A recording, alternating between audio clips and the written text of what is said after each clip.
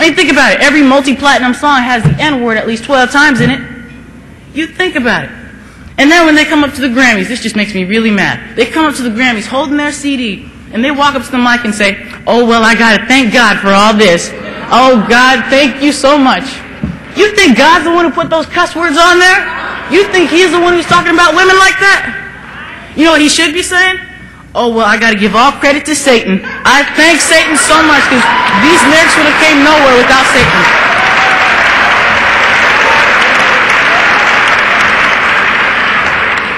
And then sometimes we get mad at white folks for saying the N-word to us when, I don't know if this happens in Michigan, but back home in Texas, a lot of the black folks call each other the N-word.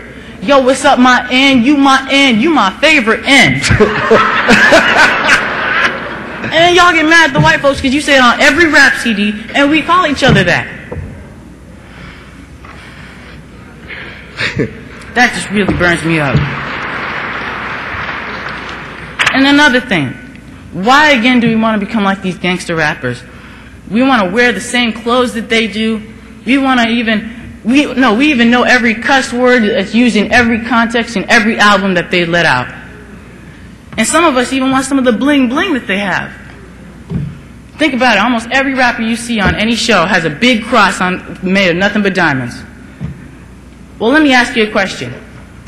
If this cup was full of blood, and I took this brush, dipped the brush in the blood, how many of you would come down front and let me paint a cross on your chest? Not many of you, I guarantee you. Let me give you a little 411. 95% of the diamonds in the world come from the poorest parts of Africa.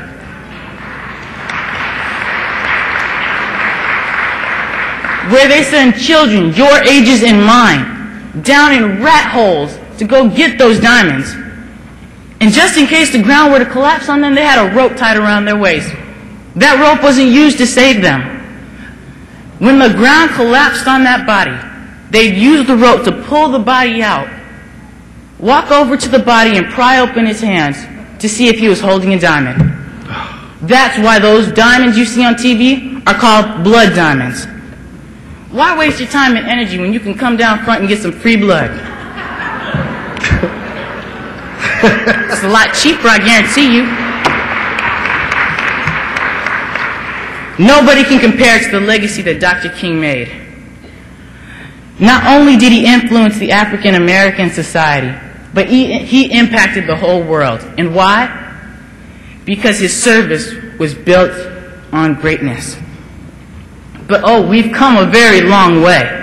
We've come from picking cotton to being able to pick any article of clothing made of cotton. We've come from an outhouse to Condoleezza Rice being in the White House. We've come from bus boycotts to black people being able to own any kind of bus company that they felt like. We've come from sit-ins to sitting in any restaurant that we feel like. We have come a very long way. And again, I want to ask you, what are you doing? Finding greatness through service, or are you just waiting to be served? Keep this thought in mind, though. Not everybody is going to care what you have to say.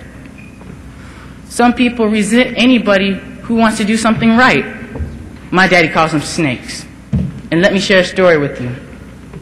There was a co-pilot and a pilot, a co-pilot and a captain, who were flying into the jungle to make a delivery for those who were in the missionary business. Well, as the ground crew got off the plane, the captain and the co-pilot took their seats and started to head on the runway. As they just cleared over the trees, the co-pilot heard a noise. Co-pilot turned behind him, and he saw a snake. He turned towards the captain and said, "Captain, we need to turn this plane around. There's a snake on board." Captain said nothing, grabbed on the throttle, and pushed forward.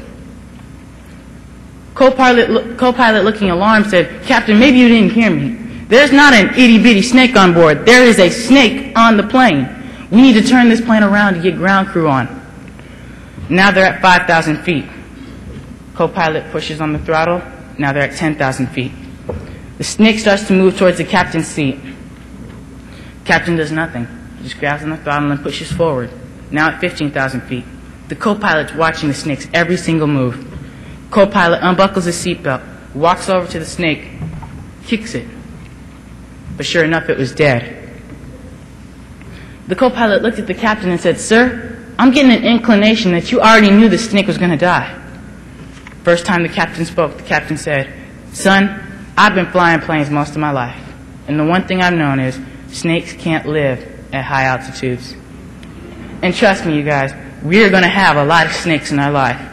You know one way to avoid them? Push forward on that throttle and keep climbing.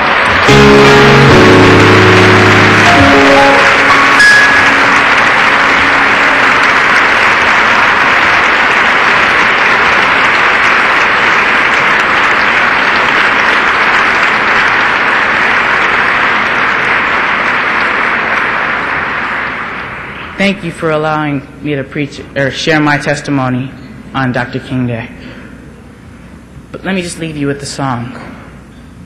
We've come through many hard trials, through temptations on every hand. Although Satan has tried to stop us and to place our feet on sinking sand. Through the pain and all of our sorrows, through the tears and all of our tears, oh, the Lord was there to keep us. Yes, He was, for He's kept us in the midst of it all.